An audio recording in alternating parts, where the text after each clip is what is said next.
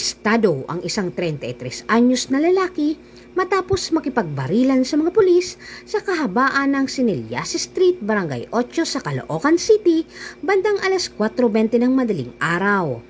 Nagsimula ang insidente nang humingi ng tulong ang mga tanod ng Barangay 12 sa Sangandaan Police Substation 4 hinggil sa mga kahinahinalang individual na sakay ng e-bike. Nang habulin, bumaba ang mga sospek at nagdangkang tumakas. Habang aarestuhin, biglang bumunot ng 38 revolver ang sospek at nagpaputok sa pulis.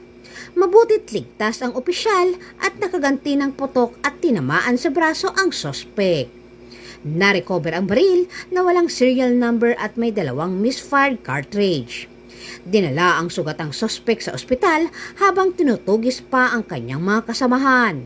Sasampahan naman ng kasong attempted homicide, direct assault at Republic Act 10591 o Comprehensive Firearms and Ammunition Regulation Act ang mga nahuling sospek.